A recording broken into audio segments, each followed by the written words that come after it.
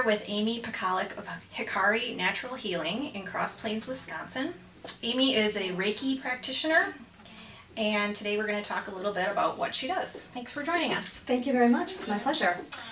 Okay, why don't we start with what is Reiki and what does that involve in terms of treating animals? Sure. Reiki is a form of non-invasive natural energy healing. And what it does is balance the 7 energy centers in the body. So it works on a spiritual, physical level, all levels at the same time, to balance out energy. And usually if someone is ill or not feeling well, one of those or more of those energy centers is blocked. And so Reiki works to balance out those energy centers. With animals, it's the same as with people. They experience blocks in their energy centers the same as people do, and so it helps to correct that.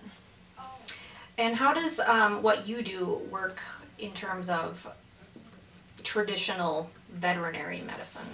Reiki, along with other kinds of more non-traditional treatments, are great supplements to traditional medicine. People ask me that question a lot. My own animals get regular veterinary care along with Reiki.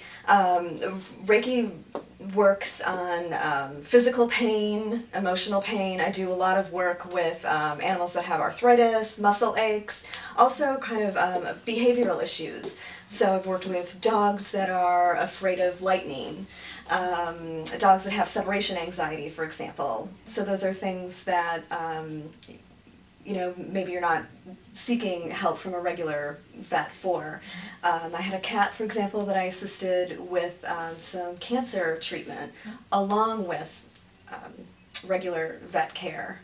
What the Reiki treatment did was just reduce the amount of medication that the cat needed, but also the owners were really experiencing a lot of anxiety around the end of life. How do you know when the right time is to go in to seek euthanasia? Is euthanasia the right thing to do? Is my cat in pain?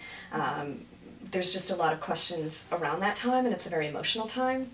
So what Reiki did for both the cat and the owner was alleviate a lot of that. There was a lot of questions about giving medicine. The cat started to experience a lot of tension every time the owners came in the room around giving the medication. Oh, right. So Reiki kind of helped recreate that bond between the caretakers and the cat. So that's kind of one example of maybe how they go hand in hand with traditional vet care. Okay. So what is the actual practice of Reiki? It's not massage per se. No, it is not. And so that's a really great question. Particularly with animals, I think you get a lot of flexibility. I'm a Reiki master, so that allows me a little more flexibility. I can work with animals face-to-face right here in the clinic in Cross Plains. I also can work at a distance. So you have a whole variety of options available. A lot of times with animals, I actually don't start out placing my hands on the animal at all. So when people go in for Reiki treatment, hand placement is really important. With animals, it's less so. A lot of times I'll start out kind of, say with a horse, just kind of standing back in the stall and letting them come to me. Establishing trust. Establishing trust, right. One thing that's really important to know, though, is I'm still asking the animal for permission. I'm not ever starting a Reiki session without seeking the animal's permission. Okay. So establish that first, and then start with the treatment from, again, if I'm in person, from a distance, and then allowing the animal to come forward as they want to. When working at a distance, I get asked that question a lot. How does that work? Yeah. You have to think about it in terms of that we are all built up of energy. So you are, animals are, plants, all consisted of energy. And so our energy flows from each other and they overlap.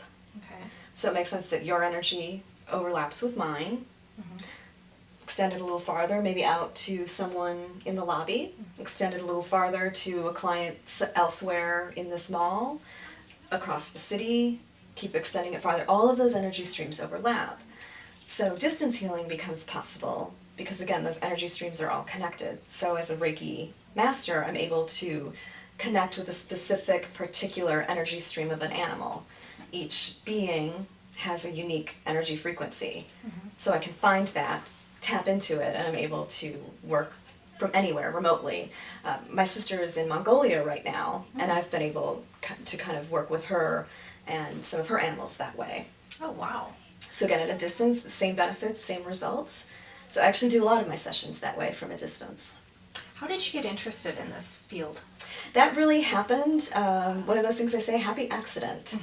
About 6 years ago, I currently have a 9-year-old quarter horse named Max, and I bought him when he was 3, so 6 years ago. Okay. And he ended up having severe, what they thought was severe arthritis. And so for a 3-year-old horse, it was quite devastating. And I tried everything. I just couldn't figure out what to do, and really a lot of traditional things that we had tried just were not working, or just worked for very short periods of time. And really I had people say to me, well, you just need to sell him, he's never going to be a horse that you're going to be able to ride. And as an owner, I really thought, that's not acceptable to me. Right. I'm not going to do that. But then what happened that was even worse than that was, because of the pain, our relationship really just absolutely deteriorated. He was angry with me. I couldn't figure out how to help him, and so he became really actually dangerous. That anyone that would get near him, he would try to kick, he would bite, and it was really, I think anybody that's had a horse, they've been bucked around before a little bit, but this was, I am going to kick your head off. I'm so angry with you. And it was not a good situation. Yeah. So I had tried everything that I could think of, and finally someone at the barn where I was recommended, it turned out it was some Reiki and some animal communication. I don't even think I knew what the word Reiki was. Right. I wouldn't have known how to pronounce it, I had no idea. I actually remember writing out the check to make an appointment with this person, thinking, I have wasted my money on stranger things, I've spent thousands of dollars on this really inexpensive horse, why not? Yeah, what have you got to lose? Why not? So I tried it, and after one session, I could notice the difference. And it was amazing to me, and I remember coming up just in tears, because our relationship after that had started to heal in a way that right after one time, he never bucked, he never kicked, and he still had some pain, but it was the profound effect on me was on our relationship that had started to grow. His heart had changed, and it took a couple more sessions after that to clear out the pain, but it was ever since then. Little kids ride him, our communication and our relationship together is so different. And then I had kind of vowed from that point forward, I want to learn how I can do that and help people, help animals and their people have better relationships. Great. Well, thanks for joining us today, and it was really great to hear your story and the amazing things that you're doing for animals that you work with. Thank you very much. My pleasure. You're welcome.